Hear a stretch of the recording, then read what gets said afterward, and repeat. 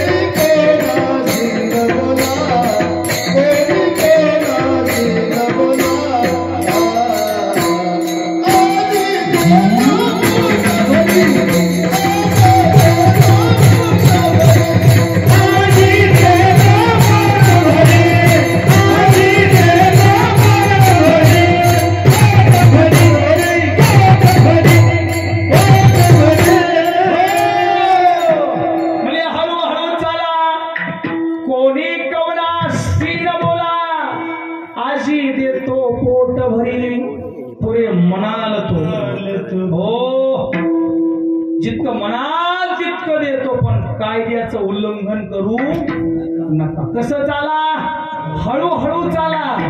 आणि कोणी कवना शीन बोला, बोलू नका, हळूहळू चाला. म्हणले देवा चोरी करायची म्हणतोस, पण आम्हाला जर चोरी करताना आमच्या माईबापानं बघितलं तर आम्हाला उलट टांगून हाणतेन रे बाबा. पेंद्या म्हणला चोरी करायची नाही, सुदाम्या म्हणला चोरी करायची नाही, बोबड्या म्हणला चोरी करायची नाही. सगळे सवंगडी म्हणाले देवा चोऱ्या करायच्या ना ग. भगवंतानं सांगितलं काळजी करू नका, मी चोरी कशाची करतो तुम्हाला माहितीच नाही.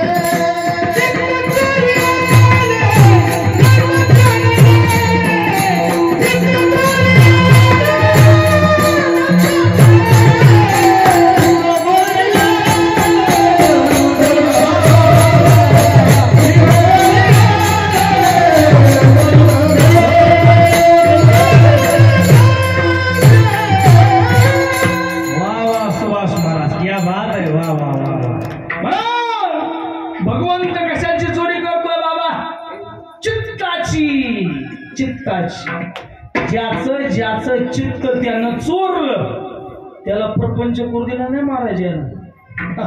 कार्यक्रमच वेगळा याचा. देव भक्ता लागी करुणे दी, संसार अंगी वारावार करुणे दी. ज्या वेळेला तो चित्तात बसला की चित्तात बाहेरच निघत नाही महाराज. गोपिकाने उद्धवाला विचारलं, उद्धवा असा काहीतरी पर्याय सांग रे राजा की हा आमच्या चित्तातून बाहेर निघाला. हो, याला चित्तातून बाहेर काढण्यासाठी काहीतरी सांग. हा असा चित्तामध्ये चिटकून बसलाय ना की हा चित्तातला बाहेरच निघत नाही. समाधी अवस्था प्राप्त होते. तो काय एकदा चित्तात बसला की समाधी अवस्था प्राप्त होते. सांगितलं मी चित्ताचं चोरण करतोय. सवंगड्यांनो कायद्याचं उल्लंघन करायचं नाही, हळूहळू चालायचं, कुणी कुणाशी बोलायचं नाही. सवंगड्यांनी सांगितलं कृष्णा चोरी करायला जाताना काय काय सोबत न्यावं लागतं रे. म्हणजे चोरी करायला जाताना बारीक बारीक खडे सोबत घ्या. हो, म्हणजे अशी चाळून माती घ्या. म्हणजे माती बरं का, बरं ठीक आहे. म्हणजे सर्राट्याचे काटे घ्या म्हणजे सोबत काटे. पेंद्यानं विचारलं कृष्णा अरे माती कशासाठी, सराट्याचे काटे कशासाठी. आणि बारीक बारीक खडे कशासाठी सांग बरं. भगवंतानं सांगितलं ज्या माठामध्ये दही दूध आहे की नाही खडा टाकून बघायचं. हो म्हणले माती जर ती गवळ एखाद्या वेळेला चोरी करताना आपल्याला पकडायला आली तर तिच्या डोळ्यात काय टाकायची? माती टाकायची. म्हणले माती. बोबड्या म्हणला कितना. आणि जर नित्यात्मा घालून आली तर, आणि नित्यात्मा घालून आले का काय करणार आहेत म्हणले तू. भगवंतानं सांगितलं जर ती चष्मा घालून आली तर खाली सर्राट्याचे काटे टाकायचे. हो अशा पद्धतीनं भगवंतानं सर्व साहित्य घ्यायला लावलं सोबत आणि चोरी करायला निघाले. आता चोरी करायला निघाल्यावरती चोरी कुणाच्या घरी करायची प्रश्न असा पडला. बोबड्या मला कितना काय बी होते म्हणला. म्हातारीनं एकदा मी दही दूध खायला दिलं नाही म्हणला. दही तुला ती तवत माहिती नाही म्हणला कतली ती काय बी झालं तरी चालत म्हणला. पहिली तुली आपल्या घरी. हो ठरलं. संघटना बोबड्याच्या घराच्या दारात येऊन उभा राहिले आणि जशी ही दारात येऊन उभा राहिली तशी भगवंतानं सांगितलं ज्यांना ज्यांना दही दूध खायचंय डोळे बंद करा. जसे ही सगळ्यांनी डोळे बंद केले सगळेच गोपाळ बोबड्याच्या घरात. बोबड्या म्हणला तिथना तुला काहीतरी द्यादू केला म्हणला. हा आणि मला डोळे घातल्या बरोबर म्हणला घरात प्रवेश झालाय म्हणला काहीतरी तुला द्यादू इथे म्हणला. थांब म्हणला काय द्यादू इथे. बोबडी माणसं आंधळी माणसं बडबड केल्याशिवाय राहत नाही. भगवंतांना सांगितलं बोबड्या बडबड करू नको आधी दही दूध खायचं बघ. दही दूध पोटभर सर्वांना खायला घातलं. बोबड्यानं ठरवलं म्हणले अरे याला काहीतरी येतंय म्हणले. यानं डोळे झाकायला लावले की घरात घेतलं. आता सांगतो की डोळे बंद करा तुम्हाला बाहेर घेतो. बोबड्या म्हणला आपण काय करू आता एकच डोळा झाकू आणि एक डोळा काय करू उघडा ठेवू म्हणले. हे नेमकं काय मंत्र म्हणतो हे तरी बघू म्हणले. सगळ्या गोपाळांनी डोळे बंद केले आणि बोबड्यानं मात्र एकच डोळा असा झाकला आणि एक उघडा ठेवला. सगळेची सगळेच गोपाळ बाहेर पडले आणि बाहेर पडताना जरा खडखड वाजलं. बोबड्याची माय जागी झाली आणि जशी ही जागी झाली तशी काना इतकी काठी घेऊनच आली सजो. बारकी काठीच नव्हती. हा आणि जशी ही काठी घेऊन आली बोबड्याला पाहिलं आणि बोबड्याला दही दूध ते सर्व सांडलेलं ते सर्व खाल्लेलं पाहिलं आणि जेच बोबड्याला मारायला लागली. अरे रे रे रे रे बोबड्या पूर्ण मोकळा केला.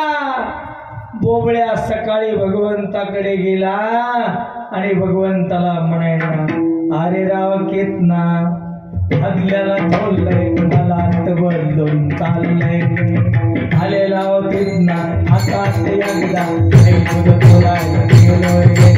आले राव केतना हातात एकदा म्हणले कृष्णा सगळ्याला सोडलं म्हणले सगळ्याला सोडलं आणि मलाच एकट्याला बदलून काढलं म्हणले. तिथना थल थांब म्हणले. तिथना मला का बोलत बोलवलं नाहीत म्हणले. तेव्हा सांग म्हणले बोबड्या तू दोन्हीही डोळे झाकले होतेस का.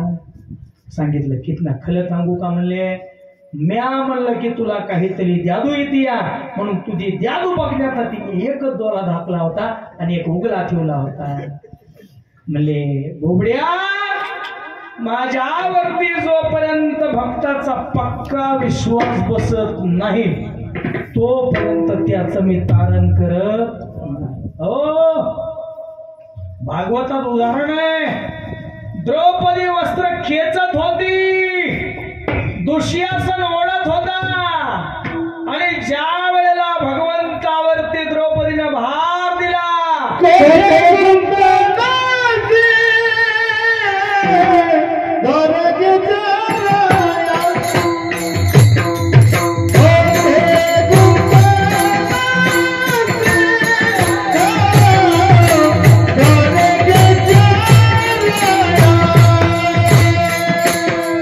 Hey!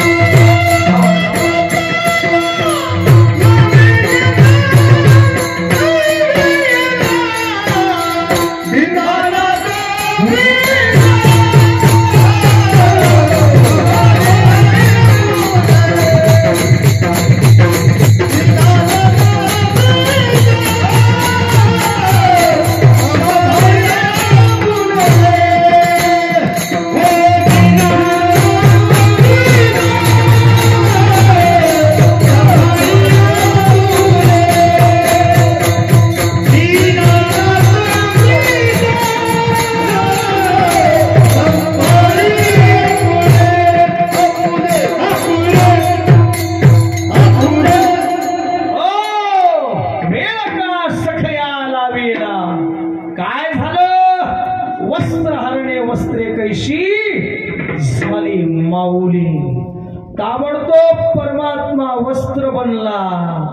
ऐका, बोबड्याला सांगितलं, बोबड्या सगळ्यात महत्वाचा विश्वास आहे, विश्वास. ऐका गड्या, अशाच पद्धतीनं हळूहळू परमात्मा चोऱ्या करायला लागला. आता रोज एका गवळणीचं देवाचं गराण गवळणी गराणे सांगती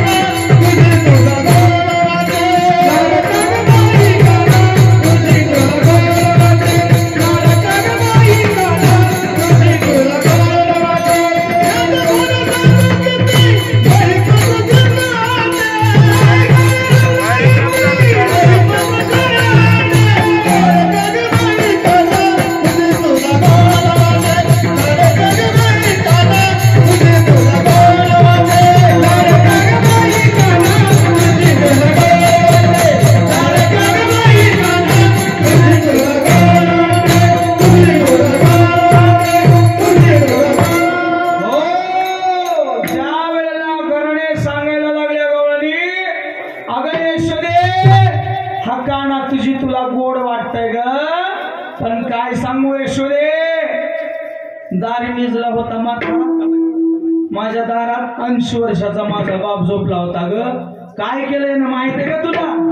काय केलं? डेरा टाकला ग टकुरेत त्याच्या. ओ कमून टाकला डेरा?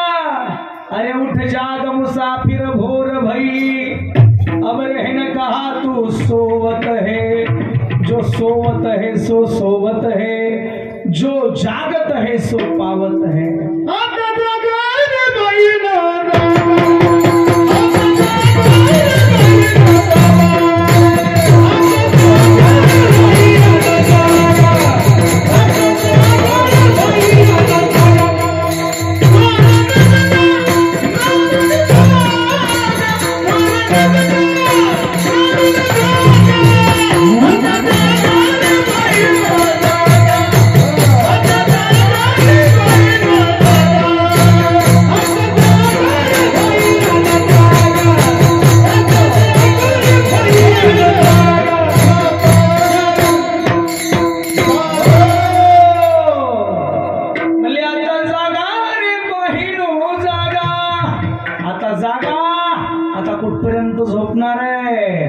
म्हणून हा डेरा टाकला. यशोदेकडे रोजच घराणे यायला लागले. यशोदेनं सांगितलं, कृष्णा अरे किती दिवस खोड्या करणार आहेस कृष्णा? अरे खोड्या करू नको रे बाबा. माझा बाबा खोड्या नको करू माझा बाबा, खोड्या नको करू माझा बाबा.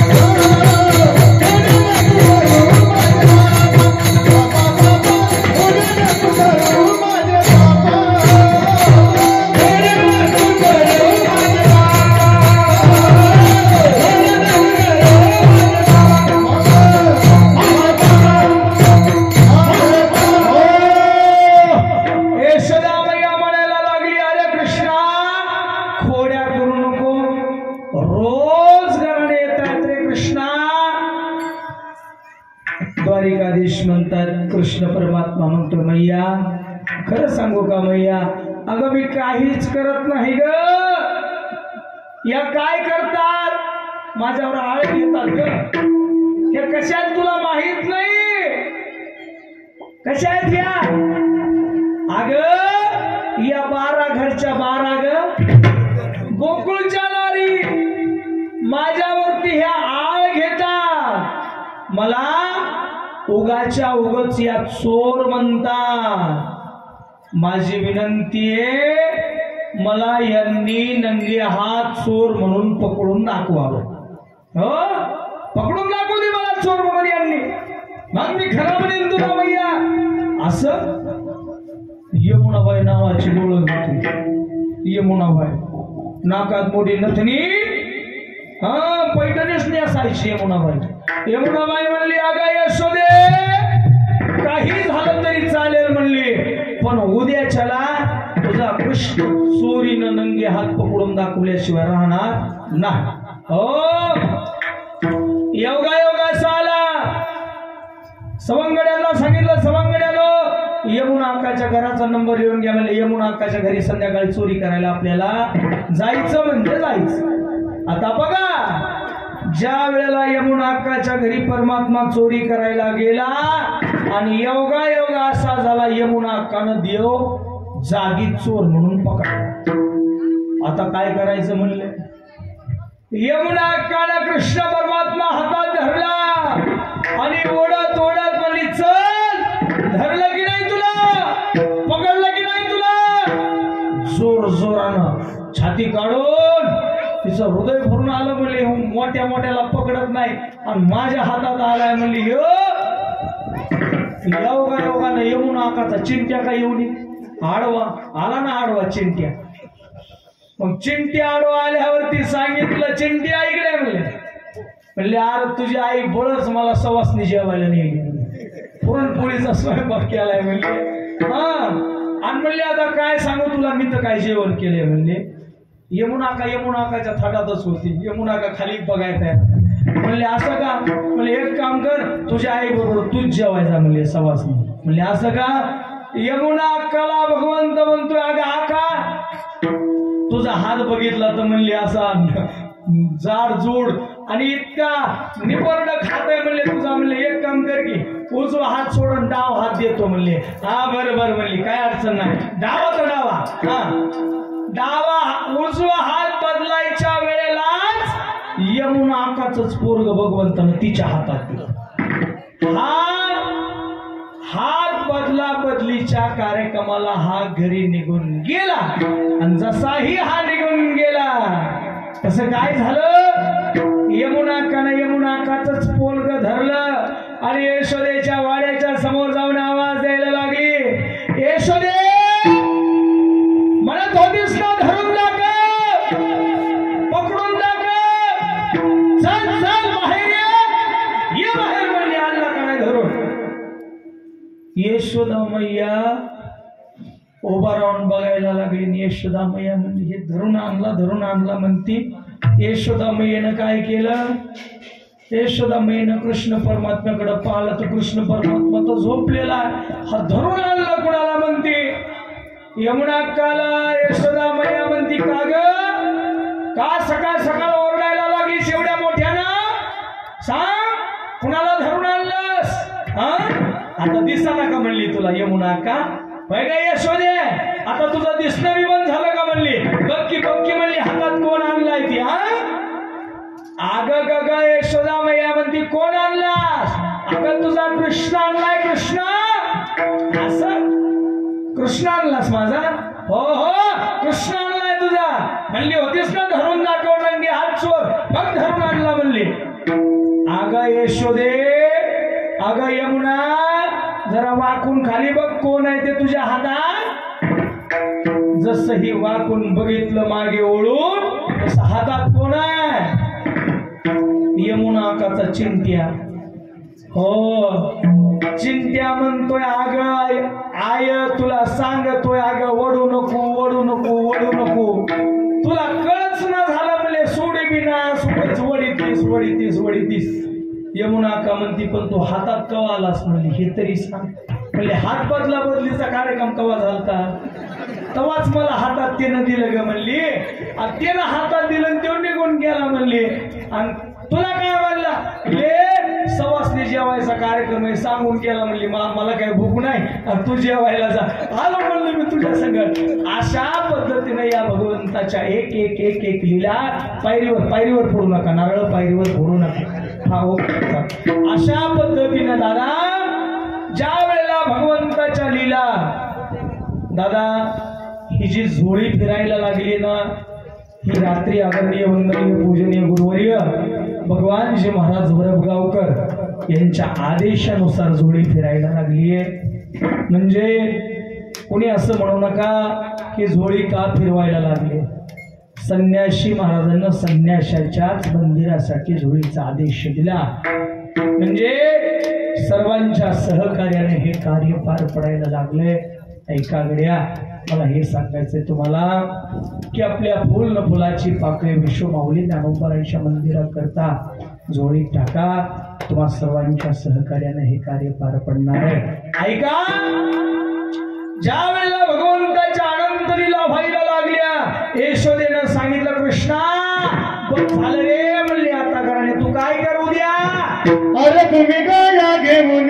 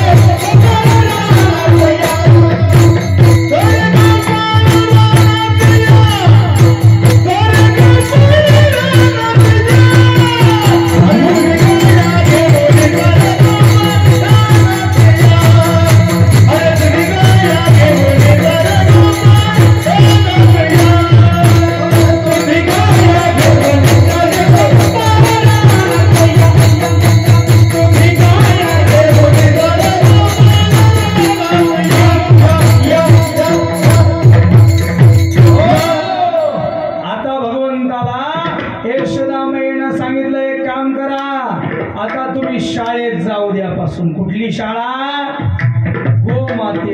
गोमातेचं रक्षण करणं ही शाळा. चुरा चुरा कर माकण खाया गवलन कानंद कुमर कनैया काही बराई दिखावत मोही जानत हो बरोपणा तेरा सवही. अशा पद्धतीनं भगवंताला गोमातेच्या पाठीमागं लावलं.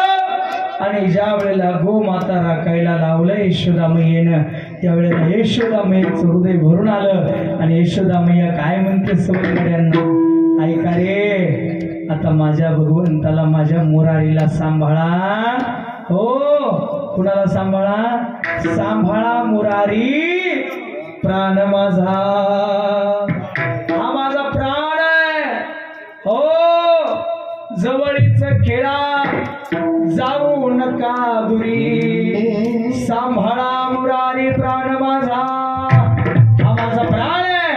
हा माझा कृष्ण दुसरा तिसरा कोणी नसून हा माझा प्राण आहे. या प्राणाला सांभाळा.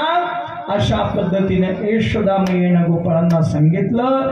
आता गोपाळ आणि सबंध गोपाळ भगवंताबरोबर गायी चरायला वनामध्ये गेले. सुंदर असं वृंदावनाचं सुंदर असं गोवर्धनाचं ठिकाण आहे. ज्या गोवर्धनावरती भगवंताच्या गायी चरायला लागल्या. आता बघा गायी ज्या वेळेला चरायला लागल्या ना दादा त्यावेळेला सवंगड्यांनी सांगितलं देवा गायी तर चरताय पण आपण काय करायचं तवर म्हणले आता आपण खेळ खेळू.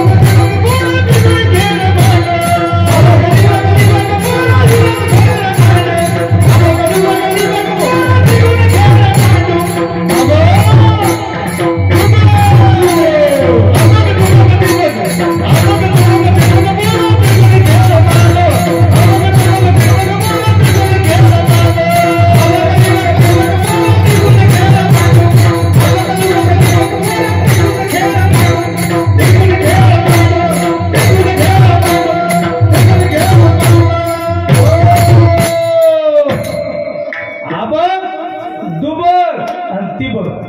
आता राहिलंच नाही महाराज आबक दुबक तिबक. हो आम्ही लई इटी दांडूचा खेळ खेळलो महाराज. कसा असतो इटी दांडूचा खेळता त्या हा सांगा की तुम्ही खेळले नाही का? कशी लावतेस माती? हा कसे लावायची माती? आणि विटी अशा पद्धतीनं पाठीमाग कोलायची आणि विटी कोल्ल्यावर कुणी झेलायची. आपले जे प्रतिस्पर्धक आहेत त्यांनी विटी झेलायची आणि जर विटी नाही झेलली तर पुन्हा आबक दुबक आणि तिबक. सुरपारुंबा, इटी दांडू, कबड्डी, खो खो हे खेळ होते दादा. हे सगळे खेळ आता मोडायला लागले. आता हे सगळे खेळ पुन्हा चालू झाले पाहिजे. आणि जर हो बघा आदरणीय शंकररावजी पाखरे साहेबांचं म्हणणं असं आहे की आपले खेळ अजून इथं चालू करू, पण सगळ्यात महत्वाचा आपला ही अगोदर सगळा खेळ चालू करू आणि पुन्हा तात्यांच्या म्हणण्यानुसार कुस्त्यांचा साहेबांचं म्हणणं तेच आलं दोघांचंही की आपल्याला कुस्त्यांचाही कार्यक्रम इथं ठेवायचा. हो ना, पण महाराज हे काही सोपं नाही. हे तुम्हा सर्वांच्या सहकार्यानं ज्ञानोबांच्या कृपेनं झालं तर तेही करू. एकल्याचा नोहे खेळ म्हणून मेळ मिळविला. कसं बघितलं समजो आजचं कीर्तन करणं म्हणजे उग म्हाताऱ्या बैलाला उगा हाकलीत नेणे. हा खरंच हो. कारण कसं असतं दादा 8 दिवसाचा हा शीण आलेला असतो. सप्त करणं म्हणजे काही सोपं नाही दादा. आणि हा 8 दिवसाचा शीण पुन्हा आजच्या कीर्तनकरांनी असं केलं. आता ज्येष्ठ आहेत आपले गुरुवार येतो म्हणले तर आता येते बिया खावे. हो ना, ज्येष्ठ आहेत आपल्या गुरुवारी आता त्यांना दुराग्रह बी करता येईना आपल्याला की याच म्हणून. मित्र कंपनीतला असले म्हणता येतं कसं काय याय नसतो. आता त्यांना कसं म्हणावा अशा पद्धतीने झालं. कीर्तन आपण जी करत नाही ती त्याच्यामुळेच करत नाही दादा. 8 दिवसाचा हाच व्याप जास्त होतोय आणि पुन्हा माइंड फ्रेश राहायला पाहिजे. कीर्तन करणं म्हणजे माइंड फ्रेश राहणं. आता एवढं तुमच्या आशीर्वादानं सगळ्याचं बोलायचंय. ऐका मला हे सांगायचंय तुम्हाला की खऱ्या अर्थानं ज्या वेळेला हा खेळ चालू झाला आणि खेळता खेळता खेळता खेळता गोपाळ सगळे थकले दमले. आणि ज्या वेळेला गोपाळ दमले त्यावेळेला गोपाळाने सांगितलं देवा खांदी भार पोटी खांदी भार पोटी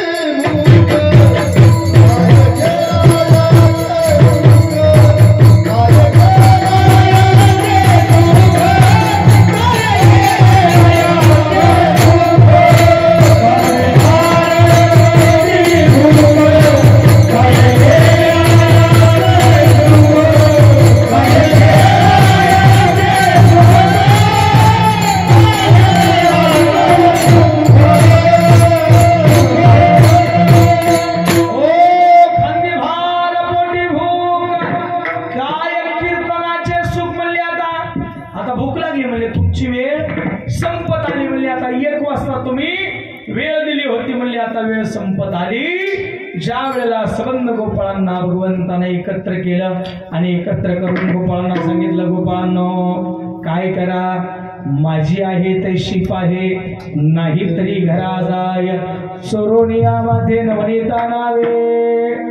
गोपाळाने सांगितलं देवा माझी जशी सुंदरी आहे ना तशी तुम्ही काय करून घ्या गोड करून घ्या देवा. हो बर आता तुम्ही जर ठरवलं म्हणले सुभाष महाराज की तुमची शिदोरी जशी अपेक्षित आहे तशी नाही आणि मला हाकलून द्यायचं जरी ठरवलं ना देवा तुम्ही तरी आता आम्ही काय होऊन आलो. तुका म्हणे हरी नका करू दुरी मज पाय आले. हे हरी आता दूर करू नका. बर आता दूर करण्यासाठी घरादाराचा त्याग केला. आता या वृत्तीने आलो कुठल्या हरी तुम्ही आणि मी एका भूमी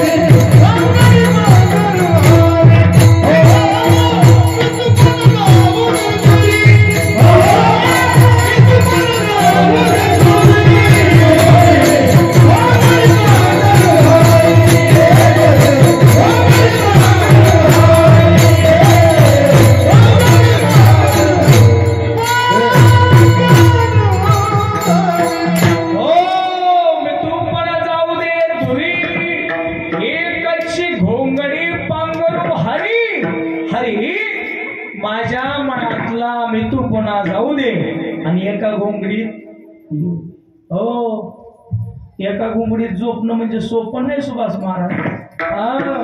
एका वळकुटीत झोपणं म्हणजे सोपं नाही. एका ताटात मधुकरी खाणं म्हणजे सोपं नाही. असं तर प्रेमाचं प्रतीक आहे महाराज. आणि ज्या वेळेला हे सगळं प्रेम बाहेर निघतं ना तात्या त्यावेळेला सगळं संपलेलं असतं. हो हा जो काला आहे हा सुद्धा प्रेमाचाच काला आहे महाराज. हे प्रेमाचं प्रतीक आहे. एकमेका देवमुखी सुखी घालो हुंबरी. सर्व गोपाळांना भगवंताने एकत्र केलं म्हणजे आता खेळ मोडा खेळ सारोनी परते. आता हा खेळ सगळा बाजूला सारा आणि सगळा खेळ बाजूला सारला आणि सर्व सवंगडी एकत्र केले. सर्वांच्या शिदोऱ्या एकत्र केल्या आणि सर्वांच्या शिदोऱ्या एकत्र करून भगवंतानं सर्वांचा काला एकत्र केला. आणि सर्वांचा काला एकत्र झाल्यावरती मध्यभागामध्ये परमात्मा बसला आणि सवंग गोपाळ चौबाजूनं गोल बसले. आणि सवंग गोपाळ गोल बसल्यावरती भगवंतानं त्या काल्याची लीला केली. महामुनीश्वरदेवजी महाराज याच काल्याची लीला श्रीमद भागवतामध्ये वर्णन करतात.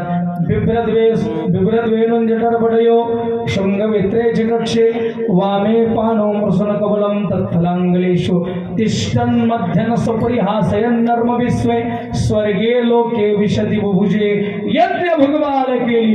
गोपाल